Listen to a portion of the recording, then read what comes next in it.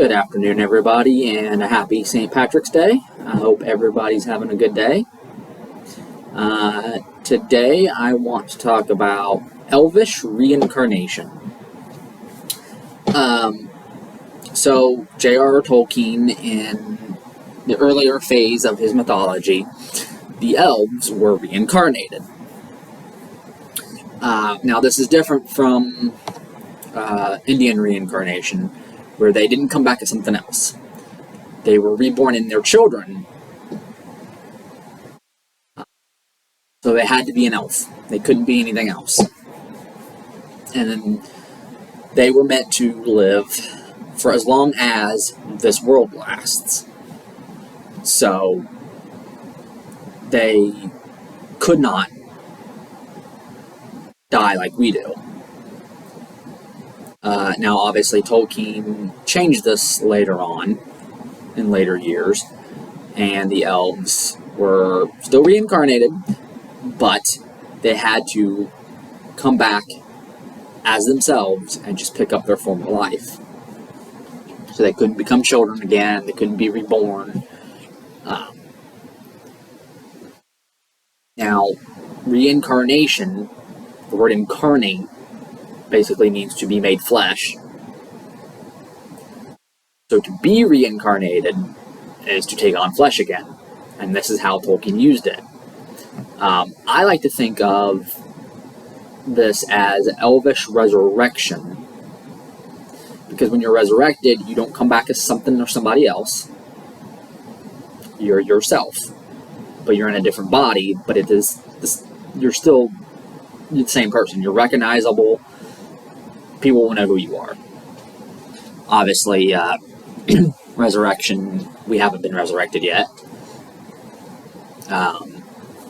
There is one coming at the end of this age. But anyway, the elves, again, would come back as themselves. There would be an end of the world in Tolkien's mythology, just like there is in reality going to be. And so the elves would live until then. They can't die. Now, in the Lord of the Rings, they were all leaving Middle-earth and going to the Undying Lands. And so they lived there, and since they were immortal, the land of the deathless, basically. And, man thought, oh, well, if we go over there, we won't die. Well, no, it's not the land, it's not living there that makes you have eternal life in this flesh body. It's the nature of your being. And the elves, it was their nature to not die. If you're a human and you go to the Undying Lands, you will die there, just like you will here. And, the Numenorians, they, kind of, especially their kings, when they felt old age creeping up and they knew they were going to die soon, they didn't want to give up their life. Originally they did, of their own free will, but the last few kings didn't want to, especially the last king, Pharaoh's own. And, of course, he found it the hard way, because he and his whole armada that he went over there with was all crushed to death. But it was the nature of man to live for a short time and then die.